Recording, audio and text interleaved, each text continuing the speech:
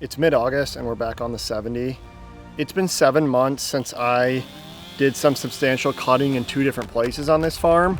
And today I want to take a walk through and give you guys an idea on what it looks like today and how these 2 locations are similar and how they're different. So we're going to take a walk through this place, see what it looks like. So we're also going to head over to that new food plot on the west side of the property to get that planted and fertilized.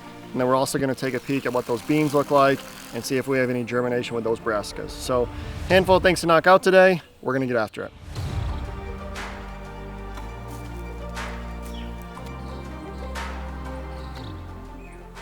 For those of you who've been following along, we are in that far north cut. So this is the portion that has a pretty strong south-facing slope. And we obviously wanted to focus on this location for that reason. So in this one in particular, we cut it in, I think it was January, and everything at that point was still obviously frozen solid. So we did not get many of these trees to hinge whatsoever. So it basically turned into a tornado zone, and we just ended up felling most of these trees. And I'm standing right next to a couple cherries that ended up just breaking off. And it's interesting because some of these stumps in here don't have any new growth off of them. Some of them, like this cherry behind me, has actually a decent amount of growth coming off them. And every single one of them that has growth has loads of browse, and you can see where these deer have just been absolutely nailing all this fresh growth. And we did, Sam actually saw it when we got out of the side-by-side, there was a deer in here. But it's just obvious that they are using this just with how much browse is on this growth. So I don't know why, and maybe some of you guys do, I don't know why some of those stumps have new growth coming off of them and some of them don't. Maybe it just takes a year or so for it to happen. But as you can see here, there are definitely some that have fresh growth, and this was obviously the goal at the end of the day. So there's not much new undergrowth coming up. I mean, there's a few portions that you can see where a little bit sprouting, but obviously we're only 7 months after the fact, so we're still pretty fresh here. But it'll be interesting to see just what this turns into over the next few years, and once we continue adding to it and what happens then. So we're gonna keep walking around this one, see what things look like, and then head on over to the sanctuary.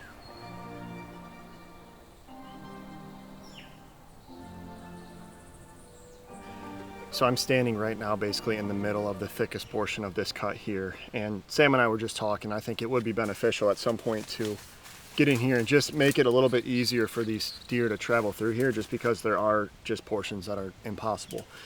But with that being said, I'm standing next to probably the biggest and most impressive growth off one of these stumps. So this is a cherry right here as well, and I'm standing on the ground, and this cherry's got to be, gosh, 12 feet high, just with, and the stump, mind you, is up to my neck probably, but there is new growth just exploding off of this.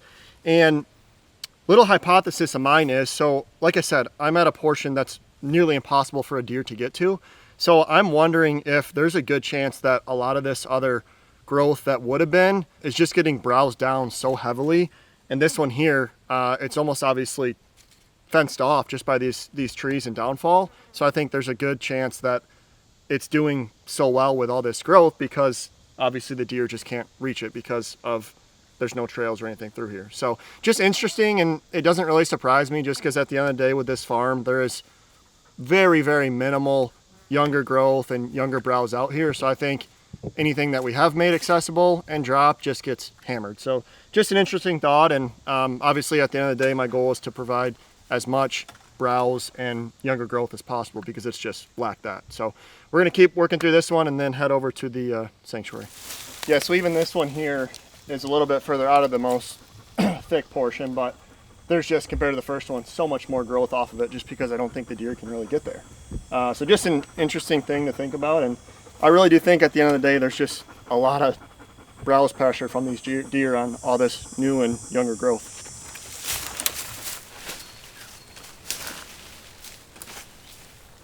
So even this one here, it's a maple behind me, and we cut this one up higher, and down low there's just nothing at all, and you can see where it is. They've just been absolutely browsing the crap out of it, and up high there's a lot more growth. So I think just because the deer can't reach up higher. That's just why it's doing so well. But overall, with how much cutting we did up here, I would say it looks good. Definitely need to touch it up, and I think I'm just kind of surprised with how much browse whatever has had a chance to grow, it's gotten.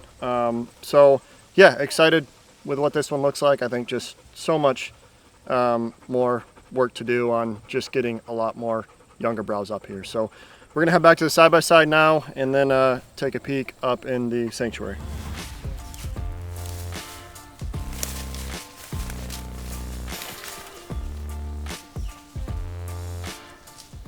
All right, we just made our way over to what I call the sanctuary.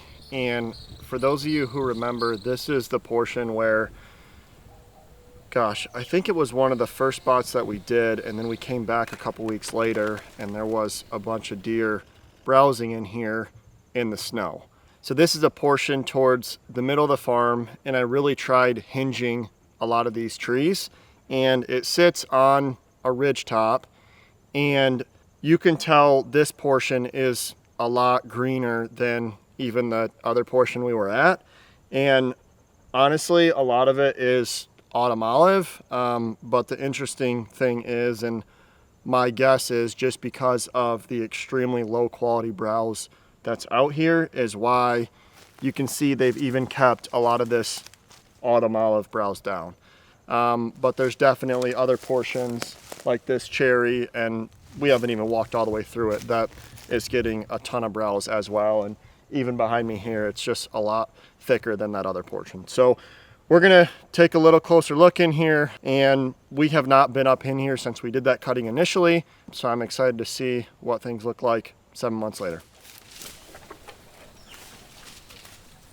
I kind of have some mixed feelings about this one up here. I mean, compared to the south-facing slope cut that we basically just cut down every tree because they wouldn't hinge for us, this one has a lot more that did hinge and they look fine. But with that, there's just a substantial more amount of autumn olive. Compared to the other one, there's zero autumn olive there. This one, it's just loaded. Obviously, it looks a lot greener and there is some more younger growth and whatnot, but a lot of that is just autumn olive. So I'm gonna have to do something to take care of that. Now, with that being said, there's a lot of portions that that did hinge or that we did just cut right off, and there is some growth coming off those. But similar story, I mean, so much of that is just browsed down and there's not a whole lot left. So at the end of the day, I just think a lot of this younger growth up here just gets hammered because there's just very little quality younger browse and younger growth. So with us putting all that down like we did, I just think it got really, really over browsed, and that's prevented it from growing up and providing even more. So just a lot of interesting thoughts. And I, as I mentioned, definitely need to get this autumn olive under control up here because it's just taken over.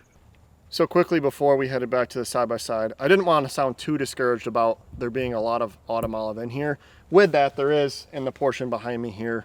There are some spots that look great, and there's a lot of quality browse in here. I mean, I'm looking at a bunch of maples that had hinged, this one right here, and Sam will take a closer look at that too. There's a lot of suckers coming off of that. So with all that autumn olive in here, there are some portions that look great, and there's a lot of better quality browse and better quality cover. So just want to touch on that. Obviously the autumn olive, it is what it is, and it just spreads like crazy, so we'll have to get a wrap on that. But quick want to touch on, there are some portions in here that do look good, and I think will provide a lot of browse and cover. So we're gonna head back, check out those beans, and then head over and get that other food plot seeded. We just want to quick hop in the fence with these beans and take a closer look at them. Obviously we were up here a couple weeks ago and we were just really, really happy with how they look, and even since then they've put on a bunch of tonnage, and you can just see the pods starting to form, but obviously it's just mid-August, so we got plenty of time. Overall, just really, really happy with how these beans look and should provide a bunch of tonnage this fall. The brassicas are just starting to germinate, so that's good to see. We did get a little bit of rain last week, which definitely would have helped, and I think there's a couple more chances later on this week for some more rain too. So overall, just really, really happy with how these beans look, and would expect there to be a bunch of pods, and hopefully those brassicas will be able to take off nicely within the next few weeks too. So just want to take a peek in here. We're going to head over to the new piece there, get that plot seeded and fertilized, and then call it a night. All right, we just made it over to the new property. Obviously, this is the portion that's to the west of the 70, and I sprayed this food plot, oh boy, probably a month ago maybe, if not a little bit longer. So my original plan was to get cereals put in here in another month, but I have some leftover brassica seed from Vitalize, so I want to try and get that down. And I know this soil isn't great, so I did bring a bag of 19, and then I also filled the sprayer up with this biocharge here from Vitalize. And what this will do is it'll boost the soil right off the bat. So I'm going to spray a bunch of that down and get the 19 down, and then just broadcast this seed. There's just some thatch here, but it's not all that thick. So hopefully we'll get a rain soon. I think they're projecting some within the next 3 or 4 days, so that would be ideal. But yeah, I'm going to get the 19 down, get the biocharge over that, and then I will seed and we will call it a night.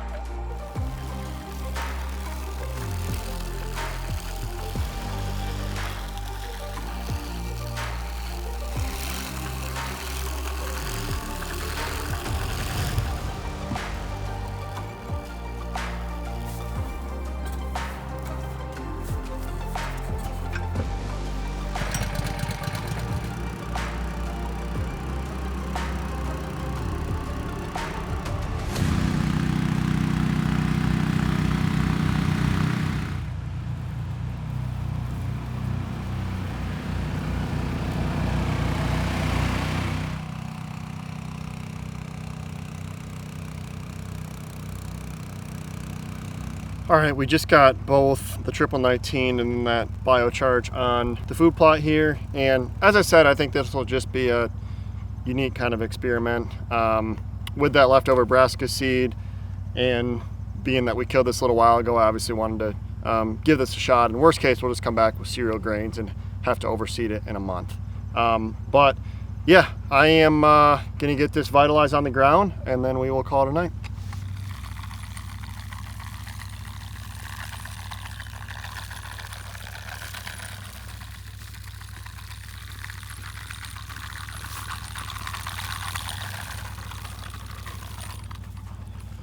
All right, well, that's a wrap on seeding and a wrap on today. Really happy with how things look too. Obviously wanted to, since we hadn't seen those cuts since we've been in there earlier this year, wanted to see what those look like. And I think the biggest overall takeaway is there's just so much browse on all that younger growth. And I just don't think it can get ahead. And it doesn't really surprise me, because I think at the end of the day, that was one of the biggest things that this property lacked. Was just younger growth and younger browse. So just something we're going to have to tackle for the next few years to try and just increase that even more. And obviously we got this food plot seeded here and got that seed just overseeded. I know it was probably a month ago, like I said, when I killed this, but just wanted to try getting these brassicas in here and seeing what those turn into.